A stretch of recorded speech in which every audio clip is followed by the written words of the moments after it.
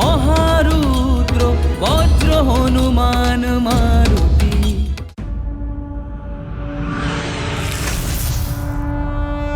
এ কি? এটা তো কোনো গ্রহের মতো দেখে মনে হচ্ছে।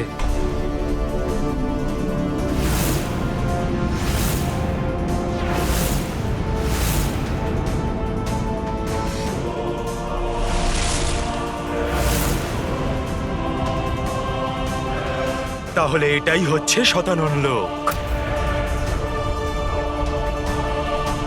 যেখান থেকে লুকিয়ে লুকিয়ে ও আমাদের উপরে আক্রমণ করছিল। শতানন, তুমি আর লুকিয়ে থাকতে পারবে না।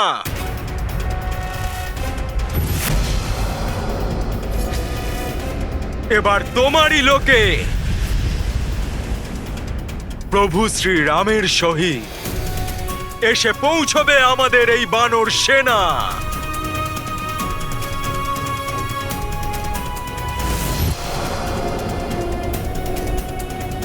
আসুন প্রভু।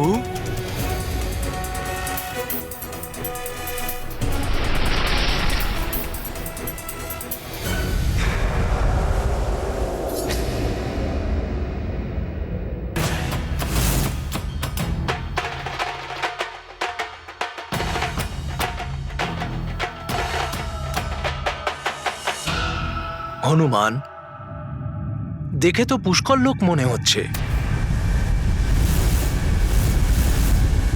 এতগুলো মস্তক, এ তো বড় বিচিত্র মায়া।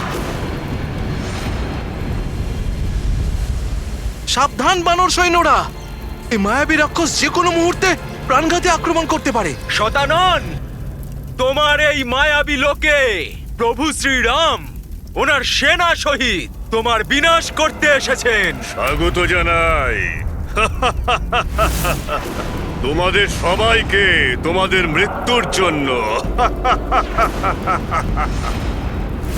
তোমাদের মৃত্যুই তোমাদের ডেকে এনেছে এখানে। শতানন, যদি এতটাই বলশালী হও তুমি, তাহলে লুকিয়ে কেন আক্রমণ করছো? প্রভুর সম্মুখে আসার সাহস হচ্ছে না নাকি তোমার? হ্যাঁ শতানন, ভয় পেয়েছো আমার প্রভুকে দেখে, যে উনি আবার লঙ্কাধিপতির মতোই তোমারও সংহার না করে দেন নিজ হাতে।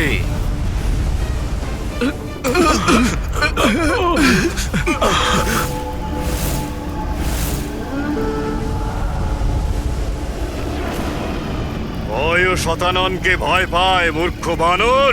আমাকে রাবণ বা কুম্ভকর্ণ ভাবার ভুল কখনো করো না।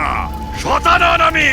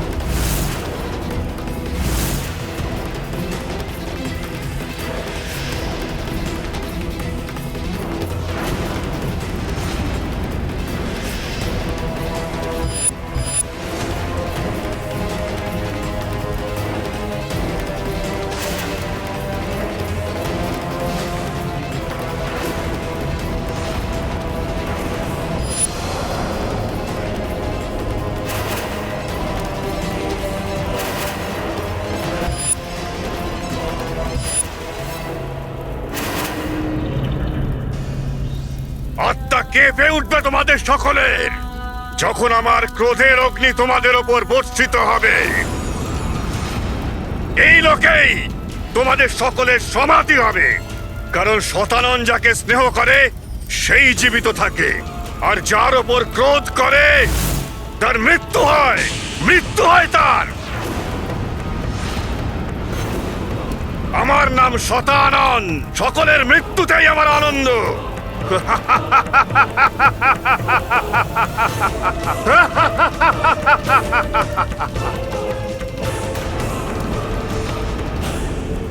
বনবাসী মরকট, আমি তোমাদের কাউকে এই লোক থেকে জীবিত ফিরে যেতে দেব না। আমার ক্রোধ অগ্নি দিয়ে তোমাদের সকলকে ভস্ম করে আমি আমার অনুজ রাবণ আর তার পরিবারের প্রতিশোধ নেব।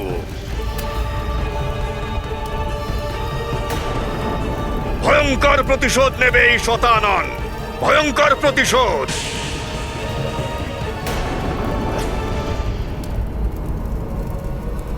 থামুন ভ্রাতা শতানন। ভ্রাতা? আমাকে ভ্রাতা ডাকার মতো কে আছে এখানে?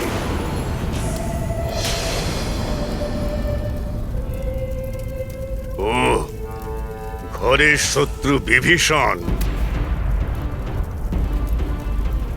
যার জন্য এই প্রবাদ সম্পূর্ণ সংসারে প্রচলিত হলো। সেই কুলঘাতী, সেই কুলদ্রোহী, সেও এখানে উপস্থিত। আমাকে যে কোনো নামেই ডাকুন না কেন, যতই অপমান করুন আমাকে, কিন্তু সত্য তো এটাই যে লঙ্কাকে আমি নই, অধর্ম আর অহংকারী ধ্বংস করেছে। কিন্তু অপবাদ অবশ্যই এই অভাগা ভাইকে দেওয়া হয়েছে। আমি কখনোই ভ্রাতা রাবণের অনিষ্ট চাইনি, আর আপনারও অনিষ্ট চাই না। সেই জন্যেই আমার অনুরোধ শুনুন, অহংকার বশত নিজের বিনাশকে আমন্ত্রণ জানাবেন না। ভ্রাতা আপনি আমার, আমরা একই মায়ের গর্ভ হতে জন্ম নিয়েছি, তাই আপনাকে ক্রোধ আর অহংকারের বলি হতে দেখতে পারবো না আমি। যে ভুল ভ্রাতা রাবণের ধ্বংসের কারণ হয়েছে, সেই ভুল আপনাকেও করতে দেখতে পারবো না আমি। আমার আরো এক ভ্রাতাকে অধর্মের পথে চলে বিনাশের দিকে অগ্রসর হওয়া থেকে আটকাতে চাইছি আমি। পদে পদে নিজের ভ্রাতার শত্রুকে সঙ্গ প্রদানকারী নীচ, কুলদ্রোহী, কুলঘাতী, আমাকে বোঝানোর চেষ্টাও করো না। শত্রু তুমি বিভীষণ, শত্রু। তাই সবার আগে নিজের মৃত্যুর জন্য প্রস্তুত হও। যাও, আমার পথ থেকে সরে গিয়ে নিজের সমাপ্তির প্রতীক্ষা করো। প্রতীক্ষা করো নিজের মৃত্যুর, যাতে তোমাকে বধ করার পূর্বে আমার প্রতিরূপ, আমার প্রতিশোধের তৃষ্ণা মেটাতে পারে। বিভীষণ, সবার প্রথম আমি এই তুচ্ছ বনবাসী আর এই মূর্খ বানরগুলোকে বধ করব।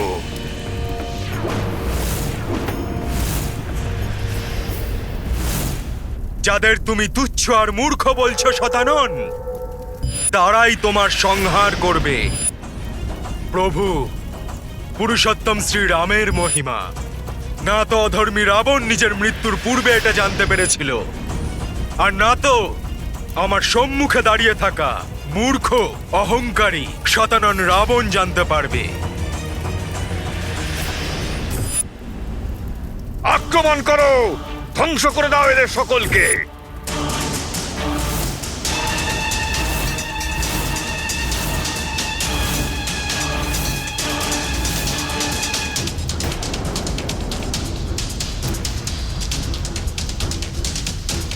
যাও!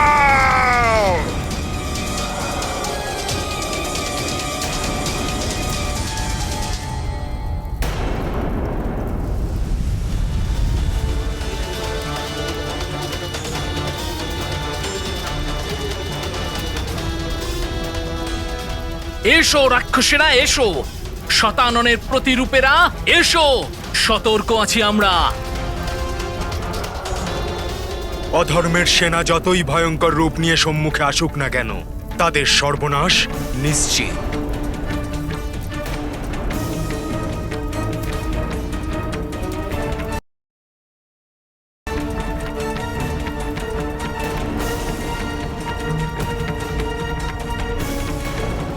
এখন শীঘ্রই এই বানর সেনার সমাপ্তি ঘটবে।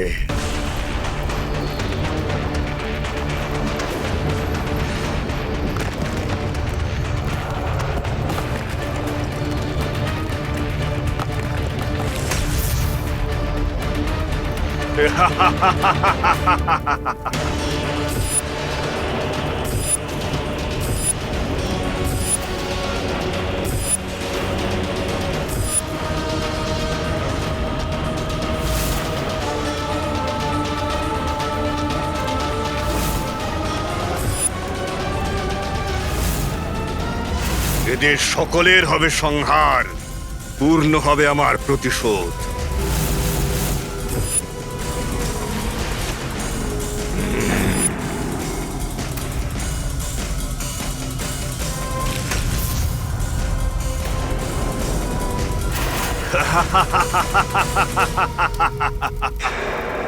ও তো লাভ মেরে আমাদের মধ্যে চলে এসেছে। সাবধান সবাই, প্রতিঘাত করো এই রাক্ষসদের।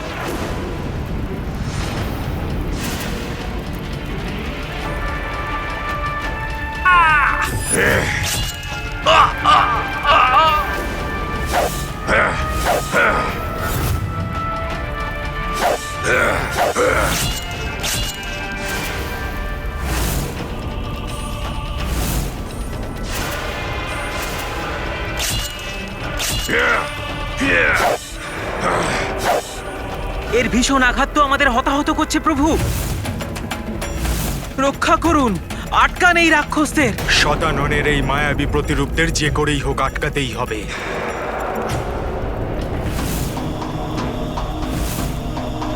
জয় শ্রীরাম।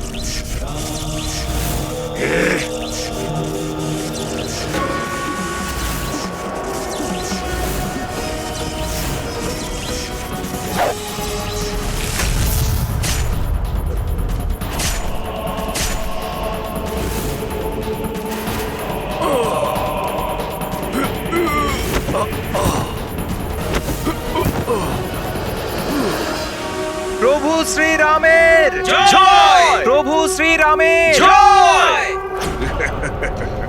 বনবাসী, আমার এই লোকে আমার এই মায়াকে নিষ্ফল করতে পারবে না।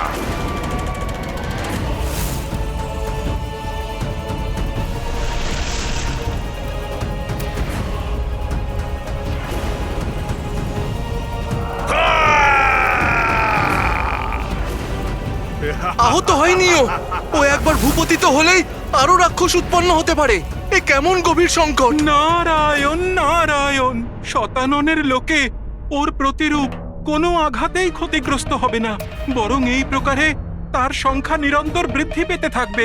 সেই জন্যই এই পাপী প্রভুর সেনাকে এখানে আসতে বাধ্য করেছে। এইরকম পরিস্থিতিতে তো প্রভু শ্রীরাম আর তার সেনাদের পক্ষে এই দুষ্টকে বধ করা তো খুব কঠিন হয়ে পড়বে। দাঁড়ান, এদের উপরে আক্রমণ বন্ধ করুন। এদের বধ করতে পারছি না আমরা, বরং ওদের সংখ্যা বৃদ্ধিতে সাহায্য করছি আমরা।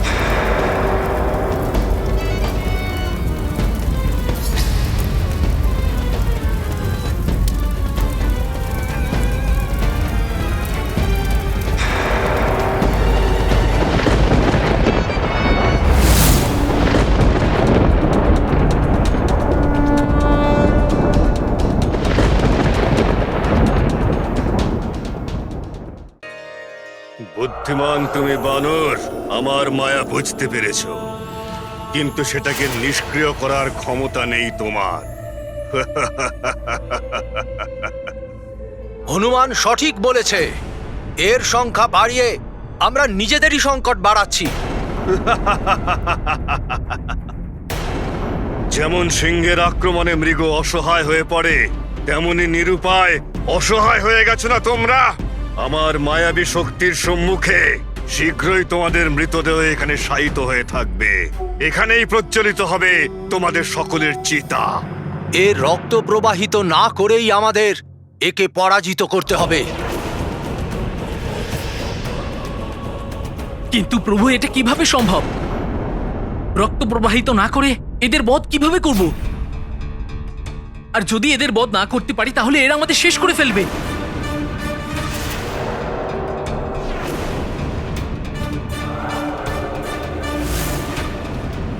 এদের শেষ করবার কোনো না কোনো উপায় বের করতেই হবে প্রভু। কোনো উপায় নেই তোমাদের কাছে। না আমি মরবো, না আমি মারবো। আমার কেউ কোনো ক্ষতি করতে পারবে না। আমার বৃদ্ধি হতেই থাকবে।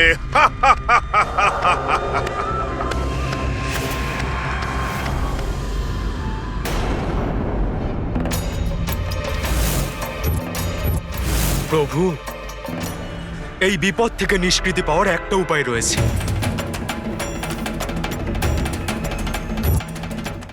প্রভু, এই বিপদ থেকে নিষ্কৃতি পাওয়ার একটা উপায় রয়েছে। আমরা প্রভু শ্রী পরশুরাম দ্বারা সৃষ্ট শিরাগুলোকে শিথিল করে বধ করার পদ্ধতিকে এই পরিস্থিতিতে প্রয়োগ করতেই পারি।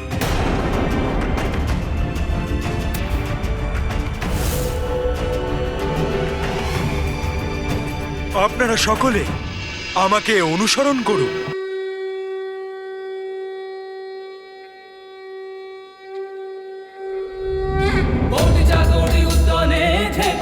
উত্তরে করে মল্লা দিশারি খাদ্রনু ক্রোধে উৎপাতিলা বলে আনিলা মাগুতি নেলা আলা গেলা মনগতি মনাশি ডাকিলে মাগে গতিশি তুলনা নশে রূপী মহারুদ্র বজ্র হনুমান মারুতি বনারি অঞ্জনী সুত রামদূত প্রভঞ্জনা মহাবলী প্রাণদাতা সকলং উঠবি বলে উপকারী দুঃখহারী দূত বৈষ্ণব গায়কা তিরনাথ হৈরূপ সুন্দরা জগদন্তরা আদান দেবতা হন্তা পপুষি দুর্লেপনা জগন্নাথ জগন্নাথ প্রাণনাথ পুরাতন পুণ্যবন্ত পুণ্যশীল ভাবনা পরিতোষকা যাকে উচলি বাহ আবেশে লোটলা পুঢ়ে কালাগ্নি কালো রুদ্রাগ্নি দেখো তঙ্কং পতি ভয়ে ব্রহ্মাণ্ডে বাহিরে অঙ্গলে দন্ত কুঙ্গতি নেত্রাতি চালিল্লা জালা কুকুটি তোটিল্লা বলে আরব দেখলে ডোলা এভাবেই এদের রক্ত প্রবাহ না করে আমরা এদেরকে ধরাশায়ী করতে পারবো, যাতে এদের সংখ্যায় বৃদ্ধি না হয়।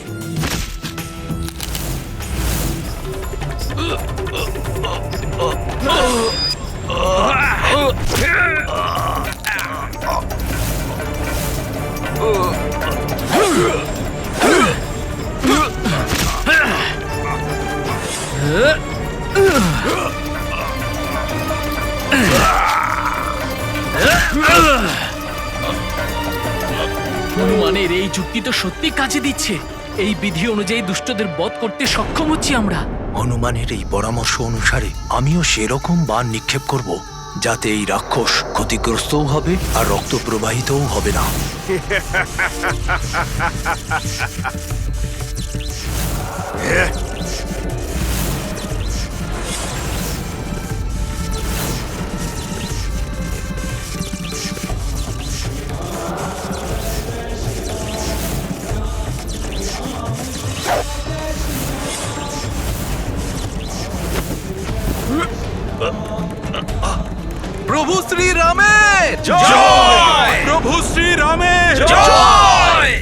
মূর্খ বানর, শতাননকে পরাজিত করা এতটা সহজ নয়।